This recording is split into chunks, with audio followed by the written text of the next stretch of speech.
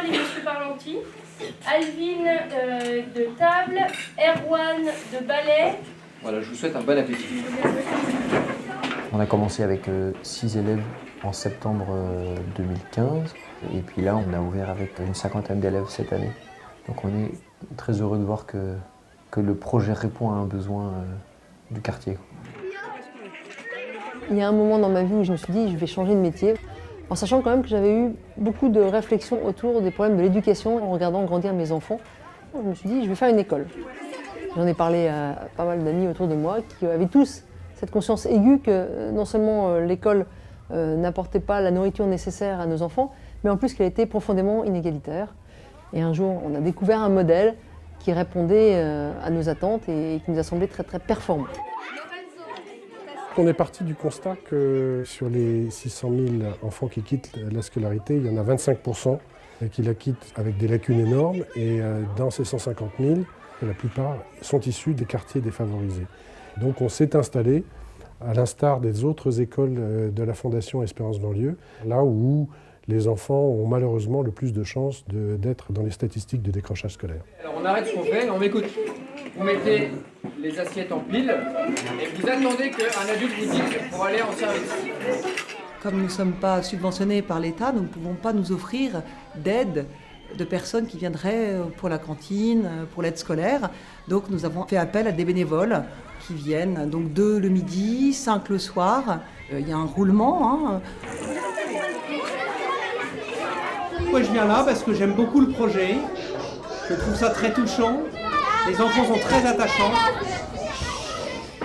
Je suis vraiment admirative de ce que Nils et son équipe font. J'ai jamais vu ça. Tout ce respect qu'il y a entre les professeurs et les élèves. Franchement, moi je suis émerveillée. Si je pouvais mettre mes petits-enfants dans une école comme celle-ci, je serais ravie. Et en plus, je trouve que les enfants ont l'air tellement contents de venir travailler. D'abord, c'est vraiment une école à taille humaine. Il y a un vrai contrat qui est passé avec les parents de ne gonfler les effectifs qu'à hauteur de 15 élèves par classe. Et donc ça, c'est très rassurant pour les parents. C'est aussi rassurant pour les professeurs parce que ça leur permet d'assurer un suivi personnalisé qu'ils ne pourraient pas assurer avec plus. Maria. Et la profession principale, c'est le soleil brille. Et effectivement, très bien. Les professeurs sont recrutés pour leur qualité d'instituteurs, mais aussi pour leur qualité d'éducateurs. Et ils font un gros travail avec les familles auprès de l'enfant. C'est le roi de Crète. Par exemple, samedi dernier, on a organisé une conférence sur l'impact des écrans sur le cerveau des enfants. On a fait venir une personne spécialiste. Et vraiment, toutes les familles ont signé au début d'année un engagement pour participer à ces conférences-là. Le seul critère de sélection au sein de nos écoles, ce n'est pas le critère de la situation sociale ou culturelle ou ethnique ou religieuse, etc. C'est l'adhésion des parents au projet pédagogique. Il a recommandé un ICAR, virgule. Ces enfants sont pour la plupart issus de l'immigration et si on veut véritablement les amener à avoir un jour des responsabilités dans la société, il faut leur permettre d'appréhender toutes les clés de fonctionnement de notre société française. Le vol d'Icare. Gardé prisonnier en Crète. Quand on a un enfant qui, au début de l'année, regardait par terre, répondait que par de l'agressivité, se met à vous regarder dans les yeux, à vous voyer, tout en étant assez proche, mais ça nous touche.